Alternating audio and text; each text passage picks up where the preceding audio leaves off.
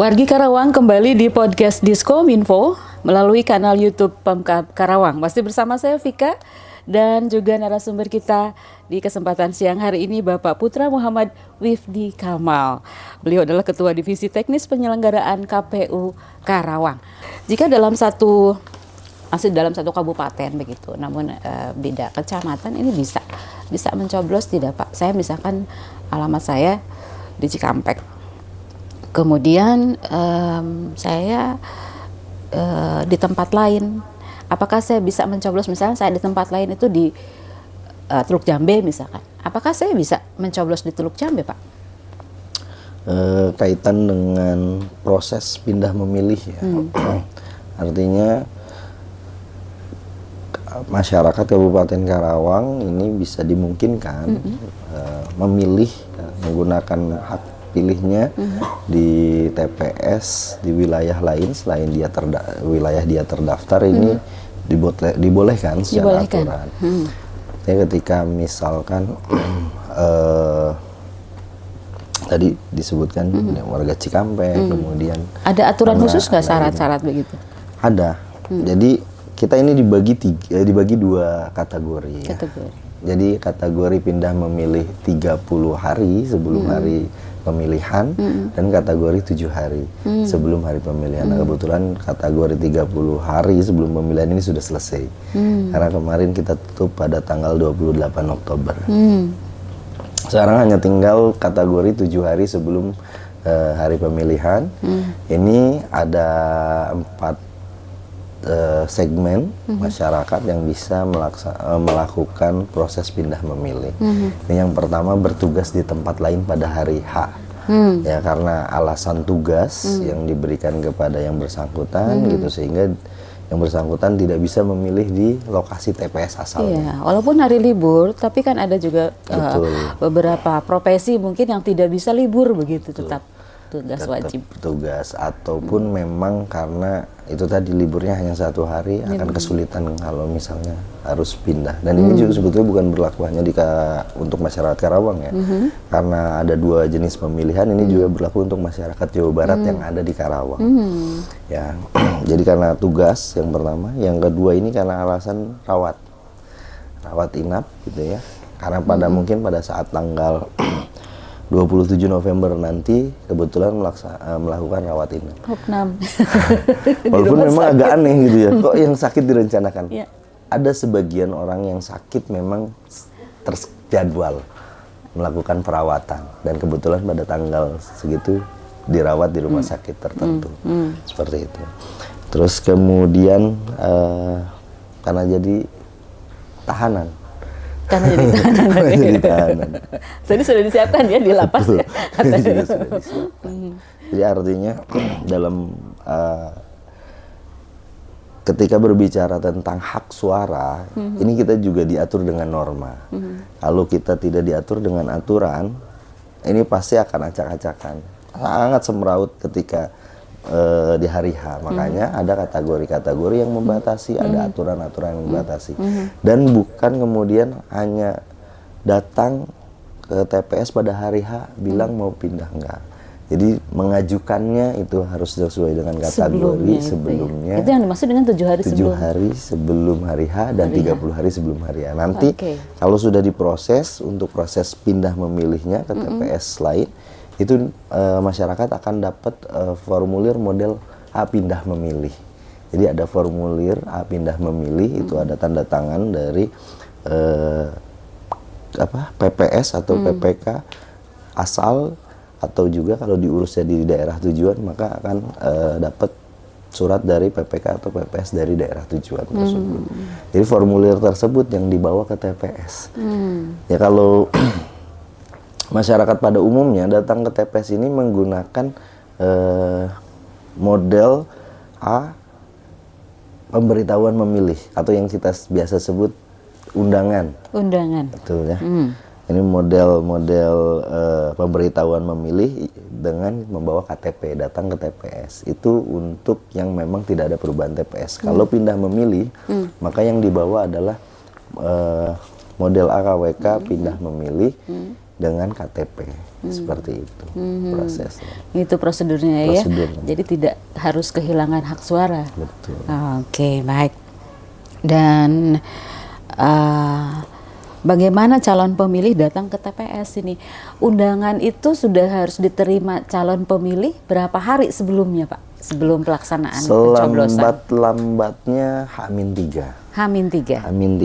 Jadi nanti kami akan distribusikan ya, dari KPU karena KPU yang menyediakannya, kemudian kita distribusikan secara berjenjang ke PPK di tingkat kecamatan, kemudian dari PPK disebar sesuai dengan desanya, kemudian dari PPS yang di tingkatan desa akan disebar ke sesuai dengan lokasi TPS. Nanti petugas KPPS yang besok akan dilantik ya secara serentak ini yang akan door to door menyampaikan pemberitahuan memilih ini. Di Karawang sendiri ada tantangan tidak Pak ketika mendistribusikan surat suara begitu atau perlengkapan yang harus ada di TPS? Misalnya daerah tersulit atau terjauh. Kalau untuk logistik pemungutan suara ya, ini memang ada beberapa TPS yang lokasinya memang cukup menantang ya. Apalagi kalau posisinya hujan. Nah, itu dia. Jangan sampai rusak semua itu, Pak. Betul. Ya, itu ada di wilayah Kecamatan Ciampel. Ciampel. Ya. Itu kebetulan ada satu zona, satu wilayah di mana TPS itu kita harus tempuh kalau dalam posisi hujan ini harus jalan kaki. Ya, agak menanjak gitu. Ekstrim juga ya, Pak? Ekstrim. Tapi kalau karena di sana kalau hujan hari ini hujan gitu, bisa 1 minggu baru kering gitu. Mungkin karena tanahnya agak gembur gitu. Ya. Kemudian kontur tanahnya sendiri? Ya, kontur tanahnya memang nggak rata gitu ya. Itu agak terisolir memang artinya, dan juga sinyal. Kita waktu pemilu kemarin itu dari Diskominfo juga ada bantuan penguatan sinyal di sana, karena kita menggunakan teknologi Sirekap ya, jadi memang dibutuhkan seperti itu. Nah, distribusi ini yang memang kalau ke wilayah lain praktis lebih aman ya, tidak ada masalah, tidak ada problem. Nah, ini untuk keberadaan difabel sendiri yang juga tentunya punya hak yang sama. Betul. Dong Pak, punya hak suara. Bagaimana ini di TPS Pak cara membantu mereka begitu? Betul. Jadi dari kategori pemilih tersebut ya, jadi kita sudah klasifikasi TPS mana saja sebaran disabilitas ini, untuk difabel ini, dan kategorinya disabilitas ini kan ada beberapa kategori. Khusus untuk disabilitas fisik gitu, kita akan sediakan TPS senyaman mungkin.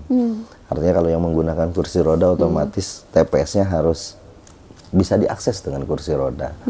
Kalau kemudian kaitan dengan yang tunanetra, ini kita sediakan alat bantu. Ada pendamping tidak Pak? Ada pendamping. Jadi pendamping itu dibolehkan dari pihak keluarga, gitu kan, ataupun memang dari lainnya, gitu ya. Kita sediakan juga nanti ada surat formulir pernyataan pendamping. Kalau pendamping, karena kan pendamping ini yang apa? Kalau yang tunanetra mungkin menyerahkan, jangan sampai ingin pilihan dari pemilih ini apa, kemudian dicoblosnya apa oleh pendamping ini. Itu kita. Bagaimana cara meyakinkan itu dia memegang kepercayaan itu? Itu antara dirinya dengan yang bersangkutan. Yang bersangkutan dengan Tuhan pastinya ya. Gitu ya? Karena kami hanya menjaga secara aturan. Tidak ada pendampingan dari pihak lain ya? Hanya keluarga saja. Karena emang sangat rahasia. Memberikan hak pilih ini sangat-sangat rahasia. Jadi petugas ke PPS gitu. Betul. Jadi selain itu juga nanti di TPS ini kita akan sediakan bilik khusus untuk yang difabel itu, sehingga kita sesuaikan ya. Artinya memang untuk memudahkan jangan sampai kesulitan dalam memberikan hak suara. Mereka itu maaf yang difabel itu ada antriannya khusus atau bagaimana? Betul, kita sediakan kursi prioritas. Jadi tanpa harus mengantri. Kalau kita prioritaskan Jadi kita sediakan kursi khusus, kursi tunggu.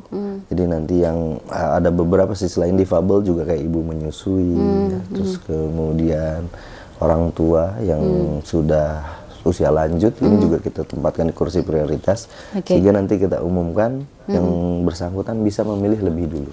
Seperti itu.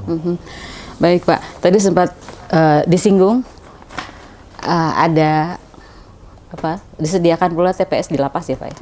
Bagaimana prosedurnya Pak di sana? Prosedurnya kita sudah melakukan pendataan ya, dan ini juga memang masuk ke dalam daftar pemilih tetap juga yang berada di lokasi khusus. Ini kita bekerja sama dengan petugas lapas kaitan pendataannya dan memastikan bahwa mereka memang warga Karawang. Artinya mereka sudah punya KTP Karawang dan sedang menjalani pidananya di Lapas Kelas 2A Karawang, sehingga nanti kalau secara prosedur teknisnya tidak ada yang berbeda, ya. Hanya bedanya ini lokasinya di dalam khusus dan diatur tentunya pemanggilannya juga berkoordinasi dengan pihak lapas. Pada prinsipnya sama. Pada prinsipnya ya, Pak, sama. Oke, baik. Dan sempat disinggung nanti akan ada penyelenggaraan debat calon ya. Ini biasanya ditunggu-tunggu Pak, karena kita bisa mendengar langsung seperti apa wajah-wajah pertama mungkin ya, masyarakat lebih mengenali, disamakan nih dengan gambar nanti yang akan yang didapat di TPS ya begitu, dan mengingat nomornya barangkali. Di samping itu pula mengetahui secara langsung misinya, visi misi, kemudian juga program-program yang akan dijalankan nanti di masa kepemimpinannya ketika sah terpilih begitu, dinyatakan sebagai bupati dan gubernur ya Pak ya. Pelaksanaannya ini kapan nih Pak? Ditayangkan di mana? Kaitan debat publik ya, kaitan debat untuk pasangan calon di Pilkada Karawang ini kita akan laksanakan pada tanggal 9 November. 9 November. Itu dari mulai pukul 19 ya, 19. Ini di stasiun Metro TV. Jadi masyarakat secara luas ya, di Kabupaten Karawang ini bisa menyaksikan secara langsung calon-calon pemimpin yang nanti akan memimpin Kabupaten Karawang ini beradu gagasan, adu argumen, kaitan dengan visi, misi, dan program yang akan dilaksanakan selama 5 tahun ke depan. Oke. Jam 9, tanggal 9 November 2024 dimulai pukul 19. Durasinya berapa lama Pak? 120 menit. Berarti sampai kisaran pukul 21 ya? 21. Jam 9 malam. 2 jam. Lumayan lah ya. Cukup. Oke. Nah, boleh tahu nggak Pak, ini tema nanti yang akan diangkat begitu temanya, materi-materi. Kaitan dengan debat ini kayaknya boleh ada bocoran nggak sih Pak? Lebih baik nanti ditunggu saja saat debat. Tunggu saja. Karena secara prinsip kami dari KPU juga sangat menjaga. Kita akan hadirkan sesi debat yang memang baik KPU maupun dengan masing-masing paslon ini tidak tahu materi apa yang kemudian nanti akan didebatkan. Jadi betul-betul nanti dari tim perumus dan panelis yang akan mendesain debat tersebut, termasuk penyusunan soal-soalnya, dan itu akan diberikan langsung oleh panelis ke pihak Metro TV ya, selaku stasiun yang menyelenggarakan debat ini yang ditunjuk oleh KPU, dan akan dibuka oleh moderator. Artinya apa yang nanti dihadirkan ini biar dipersiapkan sama panelis dan juga perumus, kita cukup menyaksikan saja. Gitu. Selama ini sampai saat ini masih jadi rahasia. Jadi rahasia. Karena tunggu tanggal tayangnya. Tunggu tanggal tayangnya.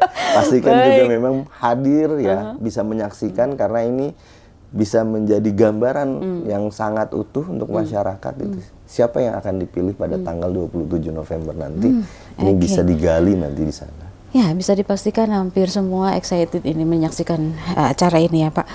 Boleh tahu nggak Pak, unsur mana saja yang hadir di sana nanti?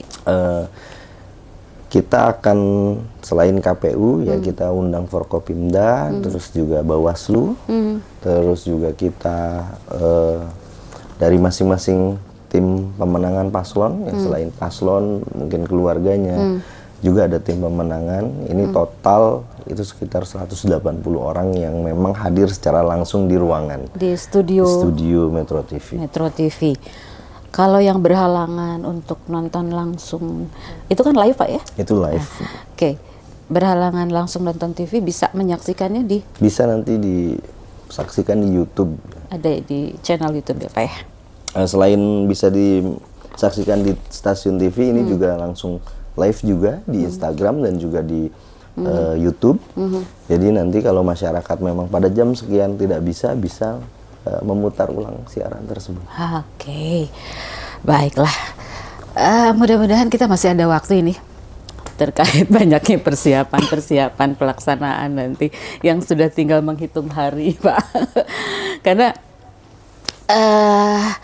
di penghujung mungkin ya Pak ya, penghujung obrolan kita untuk setiap penyelenggaraan pemilihan umum itu selalu ada persoalan-persoalan yang harus dibenahi begitu ya Pak ya.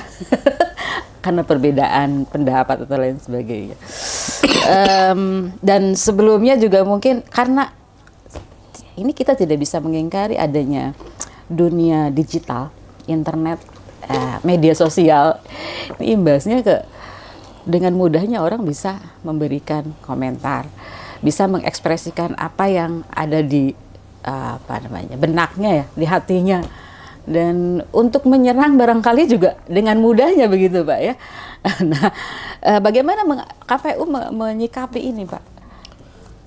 Yang pertama mungkin kami di KPU hanya bisa menghimbau ya kepada masyarakat untuk bisa menggunakan teknologi secara cerdas. Ya, artinya isu hoax, terus kemudian isu sara, dan benih-benih perpecahan ini pasti mungkin ada saja pihak-pihak yang tapi kami sendiri di KPU untuk mengantisipasinya, ke setiap pasangan calon kami minta data akun media sosialnya. Ini yang kemudian kita akan pisahkan apakah ini pelanggaran pemilihan gitu ya, atau memang pelanggaran pidana umum. Jadi kami di KPU juga dengan Bawaslu ini memantau arus dari media sosial masing-masing paslon, tim pemenangan. Ini dipastikan saat berkampanye ini tidak boleh menggunakan black campaign, ya, kampanye hitam, dan juga tidak boleh larangan-larangan kaitan sara dan segala macam ini pada media sosial. Adapun kalau misalkan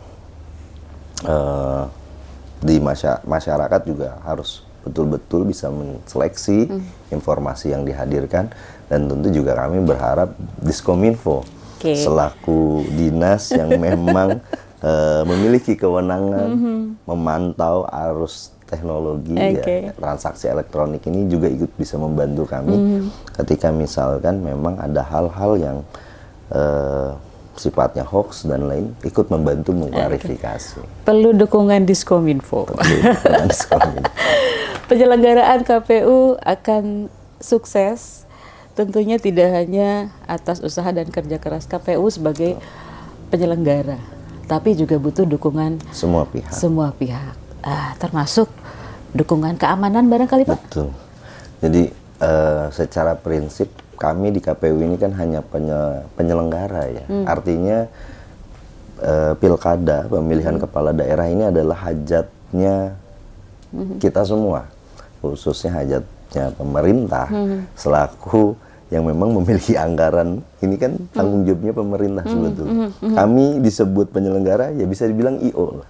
Sehingga dalam prosesnya ini kami siapkan seluruh hal-hal teknis, dari mulai data pemilih, terus kemudian proses sosialisasi, kebutuhan logistik kami yang siapkan, sampai nanti proses pemungutan suara itu kami yang siapkan. Tentu dukungan pihak keamanan, baik itu TNI, Polri, kemudian Satpol PP, ini juga penting.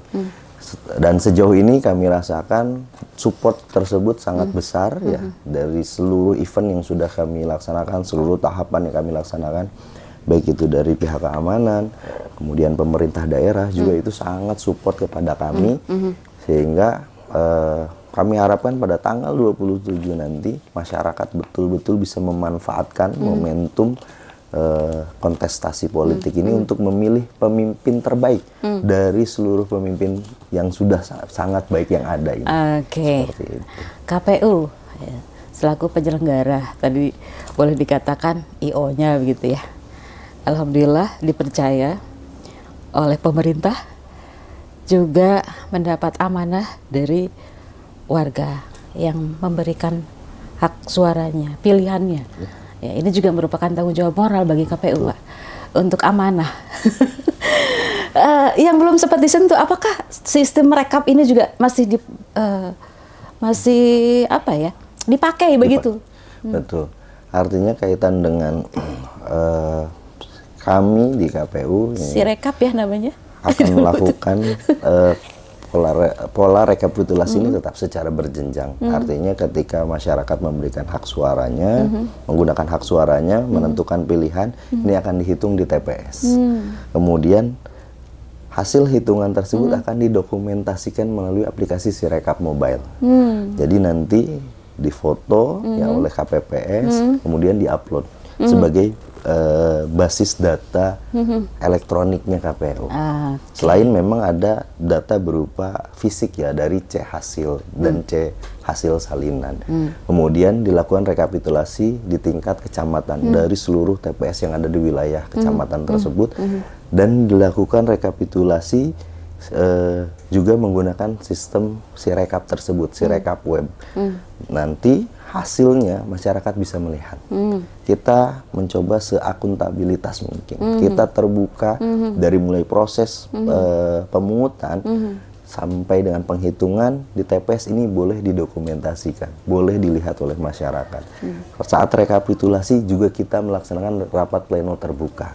Ini bisa hasilnya dilihat oleh masyarakat. Di tingkatan kabupaten juga sama. Kita melakukan rekapitulasi dari hasil semua kecamatan. Dan ini kami di KPU berkomitmen menjaga integritas dan memastikan setiap suara yang diberikan oleh masyarakat ini akan sampai kepada muaranya dalam pleno di KPU ini sesuai dengan secara berjenjang. Seperti itu. Baik, Pak.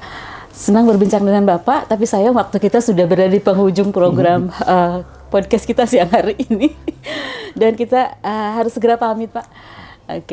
Sebelum kita tutup perbincangan kita siang hari ini, mungkin ada beberapa hal yang ingin disampaikan sebagai bentuk closing statement, Pak. Silakan. Tentunya kami di KPU Kabupaten Karawang mengajak kepada seluruh masyarakat Kabupaten Karawang untuk hadir ke TPS pada tanggal 27 November tahun 2024 pada hari Rabu ya, untuk menggunakan hak pilihnya, menentukan pilihan memilih pasangan calon bupati dan wakil bupati Karawang serta calon gubernur dan wakil gubernur Jawa Barat pada pilkada serentak tahun 2024 ini. Pastikan hadir, pastikan hak pilih yang dimiliki ini bisa digunakan dengan sebaik-baiknya untuk memilih pemimpin di daerah ya Jawa Barat dan Kabupaten Karawang selama 5 tahun ke depan ini. Baik, terima kasih Bapak penyampaiannya siang hari ini di kanal YouTube Pemkab Karawang, dan harapannya kita semua bahwa Pilkada serentak 2024 dapat terselenggara dengan lancar, aman tentunya, amanah. Amin. Terima kasih Pak. Ya, demikian Mitra Studada perbincangan saya Vika bersama Bapak Putra Muhammad Wifdi dari atau selaku Ketua Divisi Teknis Penyelenggaraan KPU Karawang. Kami berdua pamit. Wassalamualaikum warahmatullahi wabarakatuh.